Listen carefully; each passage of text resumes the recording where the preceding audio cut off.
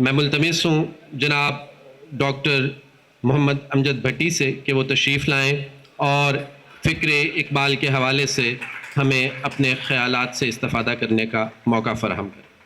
نحمدہ ونصلی علی رسولہ الکریم، اما بعد فاعوذ باللہ من الشیطان الرجیم، بسم اللہ الرحمن الرحیم۔ جناب ڈاکٹر عبدالرؤف رفیقی صاحب، director Iqbal academy Pakistan, principal college ہزا ڈاکٹر عالیہ رحمان خان صاحبہ، وائس پرنسپل ظفر جدون صاحب، ڈین فیکلٹی آف آرٹس و صدر شعبہ اردو ڈاکٹر آصف علی چٹھا صاحب، معزز اساتذہ کرام اور عزیز طلبہ و طالبات، السلام علیکم۔ میرے لیے یہ خوش قسمتی ہے کہ مجھے اللہ تعالیٰ نے علامہ اقبال رحمۃ اللہ علیہ کے موضوع پر پی ایچ ڈی کرنے کی سعادت حاصل کی فرمائی۔ میں خصوصی طور پر ڈاکٹر آصف علی چٹھا صاحب کا شکر گزار ہوں جنہوں نے مجھے یہ موقع عطا کیا، اور علامہ اقبال رحمۃ اللہ علیہ کے ساتھ نسبت کی بدولت آج میں اسٹیج پر ہوں۔ حال ہی میں پی ایچ ڈی مکمل کی۔ حاضرین کرام،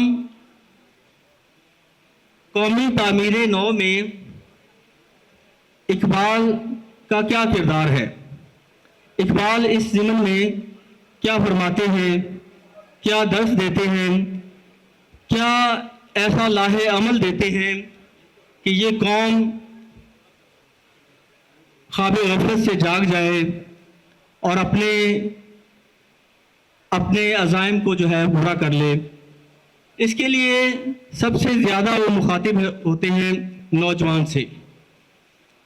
ان کی ایک نظم خطاب جوانان اسلام میں نوجوانوں کو غور و فکر کی دعوت دیتے ہوئے کہتے ہیں کہ کبھی اے نوجوان مسلم تدبر بھی کیا تو نے، وہ کیا گردوں تھا تو ہے جس کا ایک ٹوٹا ہوا تارا۔ وہ نوجوان کو باعمل دیکھنا چاہتے ہیں، برسرے پیکار دیکھنا چاہتے ہیں۔ حاضرین مکرم، علامہ محترم ایک ماہر معلم کی طرح نبض شناس ہیں اس قوم کے۔ دیکھیں، ہماری بقا اور ہماری ترقی کا راز جو ہے وہ قرآن و سنت میں پوشیدہ ہے، اور اقبال کی شاعری جو ہے وہ قرآن و سنت سے جدا نہیں ہے۔ وہ کہتے ہیں کہ گر تو میخواہی مسلمان زیستن، نیست ممکن جز بے قرآن زیستن، اور قرآن میں ہو ہوتا زن اے مرد مسلمان، خدا کرے تجھ کو جدت کردار، اللہ کرے تجھ کو عطا جدت کردار۔ علامہ اقبال رحمۃ اللہ علیہ نے اس سوئی ہوئی قوم کو خواب غفلت سے جگانے کے لیے مختلف نو تعزیان استعمال کیے ہیں۔ جیسا کہ میں نے بتایا کہ کبھی پیار سے، کبھی شفقت سے، کبھی طنز سے، کبھی غصے سے۔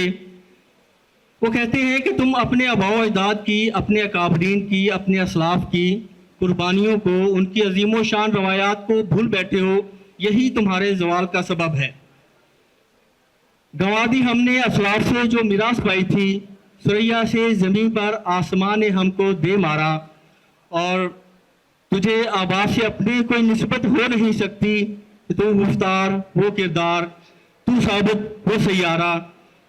حاضرین کرام، ایسے حالات میں وہ نوجوان مسلمان کو، اور صرف نوجوانوں کو ہی نہیں، ہر پیر و جوان کو یہ دعوت فکر و عمل دیتے ہیں کہ اپنی خودی کو پہچانو، عرفان ذات حاصل کرو، قرآن و سنت سے رہنمائی لو، اور اپنے من میں ڈوب کے پا جا سراغ زندگی۔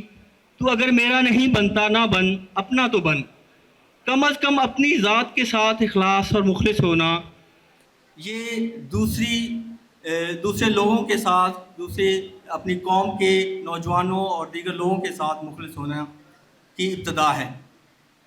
علامہ اقبال فرماتے ہیں کہ اپنی دنیا آپ پیدا کر اگر زندوں میں ہے، سر آدم ہے ضمیر کن فقاں ہے زندگی۔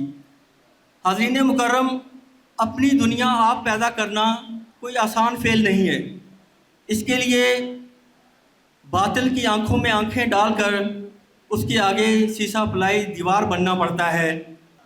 علامہ اقبال رحمۃ اللہ علیہ پیار، محبت، امن اور مشقت، محنت کا درس دیتے ہیں، اور آزادی، اپنی شخصی آزادی ہو یا قومی آزادی ہو، اس کے حصول کی جد و جہد کا درس دیتے ہیں.